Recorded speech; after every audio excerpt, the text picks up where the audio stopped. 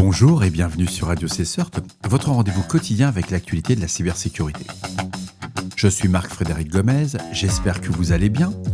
Nous sommes le samedi 17 janvier 2026, épisode 551. La 45e newsletter est sortie. Vous retrouverez une synthèse complète de l'actualité sur la cybersécurité vue par Radio CSERT durant cette semaine passée. Elle est disponible sur Substack, aussi bien en français qu'en anglais, allemand, italien et bien sûr espagnol. N'hésitez pas à vous abonner. Au programme aujourd'hui, le CERT-FR a sorti 4 avis de sécurité, vulnérabilité critique dans F5 Ingress Controller, multiples vulnérabilités dans Wireshark, correctif massif pour le noyau Linux Debian LTS, plus de 120 CVE corrigés, vulnérabilité dans Centreon Inframonitoring, et une CVE, la 2025-10484, bypass d'authentification critique dans le plugin WordPress WooCommerce. Et je vous parlerai de l'OS 32, une nouvelle distribution Linux pour matériel ancien, pour ne pas dire des dinosaures. Le CERT-FR a publié l'avis CERT-FR 2026 AVI 47 concernant une vulnérabilité affectant F5 Ingress Controller. La CVE 2025-14727 va permettre à un attaquant de contourner la politique de sécurité du système. Les versions NGIX Ingress Controller 5.x antérieures à la 5.3.1 sont concernées. F5 a publié le bulletin de sécurité le 17 décembre 2025 avec les correctifs disponibles. Le CERT-FR classe cette vulnérabilité comme permettant un contournement de la politique de sécurité. Le second avis du CERT-FR, c'est l'avis CERT-FR 2026 AVI 48. Il offre de multiples vulnérabilités découvertes dans Wireshark. 4 bulletins de sécurité ont été publiés le 15 janvier 2026 et les versions Wireshark 4.4 antérieures à la 4.4.13 et les versions 4.6 antérieures à la 4.6.3 sont affectées. Ces vulnérabilités permettent à un attaquant de provoquer un déni de service à distance. Les correctifs sont disponibles auprès de l'éditeur. Bref, vous l'aurez compris. On ne réfléchit pas. On patch son Wireshark.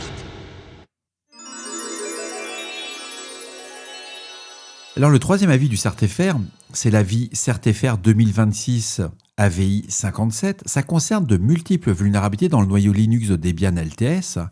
Le bulletin de Debian LTS du 14 janvier 2026 adresse 120, oui vous avez bien entendu, 120 CVE distinctes affectant Debian Bullseye. Les versions antérieures à la 6.1 159-1 pour Debian 11 sont concernées. Les risques incluent l'élévation de privilèges, l'atteinte à la confidentialité des données et le déni de service. Les CVE corrigés couvrent un large spectre de composants du kernel, incluant les CVE 2024 47666 et l'ensemble des CVE 2025 37899 à la 68 734. Cette mise à jour représente l'un des patchs kernel les plus volumineux publiés récemment par une distribution LTS. Encore un avis du CERT-FR, le CERT-FR 2026 AVI 54, qui concerne 2 vulnérabilités découvertes dans Centreon Inframonitoring. La CVE 2025 43864 et la CVE 2025 43865 permettent respectivement un contournement de la politique de sécurité et un déni de service à distance. Les versions Centreon Inframonitoring 25.10 sans la dernière version mise à jour sont affectées. Centreon a publié un bulletin de sécurité le 15 janvier 2026 avec les correctifs disponibles pour les éditions IT et Business.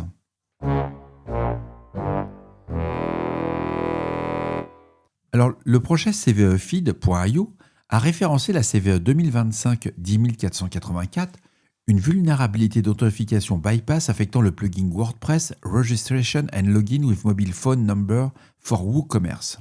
Le score CVSS 3.1 atteint les 9.8, classant cette faille comme critique. Toutes les versions jusqu'à la 1.3.1 sont vulnérables. Ce plugin ne vérifie pas correctement l'identité des utilisateurs avant de les authentifier via la fonction FMA LWP7 session PHP Fun. Un attaquant non authentifié peut ainsi s'authentifier comme n'importe quel utilisateur du site, y compris les administrateurs sans mot de passe valide, et cette vulnérabilité est classée CWE 288 Authentication Bypass Using an Alternate Path or Channel. WordFence a publié une analyse technique détaillée référençant l'identifiant Et je vous recommande fortement, si vous avez une boutique en ligne utilisant du WooCommerce, il faut vraiment patcher. Vous passez admin de la pétoire, mais avec 2 lignes de commande, quoi. Alors, Linux Journal annonce le lancement de LOS, L-O-2-S 32. C'est une distribution Linux légère développée pour redonner vie au matériel ancien et au système à ressources limitées. Alors, l'idée, elle est géniale, j'ai rien à dire là-dessus. Moi, je vais vous parler sur l'aspect cybersécurité. L'équipe de développement, frustrée par l'abandon progressif du support du 32 bits par les distributions mainstream, a construit LOS 32 from scratch. Le nom LOS 32 fait référence à la suppression du blot inutile et au ciblage des systèmes 32 bits et low resources, que les autres distributions abandonnent une par une. C'est vrai que de ce côté-là, c'est vraiment quelque chose qui est assez frappant.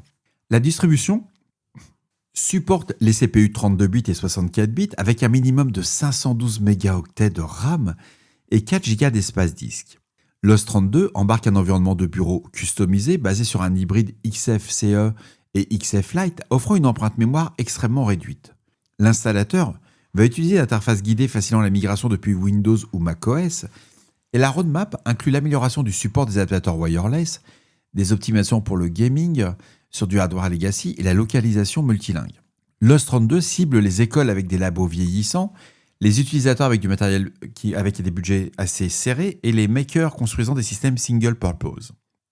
Bon, l'idée, elle est géniale, elle est top, je ne vais pas la critiquer, c'est pas là le but du jeu. Par contre, à maintenir au niveau sécuritaire, ça va être une véritable galère. Parce que leur projet, c'est quand même de sortir une distribution. Et comme toute distribution, on va dépendre, entre guillemets, de leur mise à jour de sécurité, quel que soit entre guillemets, le processeur. Et vu que les mainstream, au niveau des distributions, que ce soit du Red Hat, du Debian, etc., abandonnent progressivement tout ce qui est 32 bits, si personne ne recompile le patch en 32 bits, vous ne l'avez pas, quoi. Et là, il va falloir accepter de travailler dans un laboratoire, il n'y a pas de sujet. Si vous êtes dans un laboratoire, vous n'êtes pas connecté sur Internet, votre risque, il est maîtrisé. Par contre, si vous commencez à faire ça dans des environnements sensibles, vous manipulez des données, etc., ça sera une distribution vraiment à protéger. C'est-à-dire que vous pourrez l'utiliser, mais vous devrez mettre des mitigations en place pour éviter qu'il y ait soit de la fuite de données, soit des attaques, du DDoS, ou pire, de la prise de main à distance. Bref. Mais le projet, il est sympa. Ça vaut la peine. Si vous avez un vieux Pentium 4 qui traîne dans un coin ou un Pentium 2, ça devrait fonctionner. Puis 512 mecs de RAM, ça nous fait tous rêver. Moi, je fais partie de cette génération, quand on avait ne serait-ce que 16 mégaoctets de RAM, le truc, déjà, c'était un avion de chasse, quoi. Et quand je pense qu'aujourd'hui, on a des machines avec 64 gigas sur le bureau, voire 128 gigas, et on trouve que c'est des épaves, les trucs, ça n'avance pas, quoi. Bref, une belle époque. Il faut pas vivre dans le passé, on l'avait dit, le futur. Et voilà, cet épisode du samedi se termine. J'espère qu'il vous apportera des informations claires et utiles.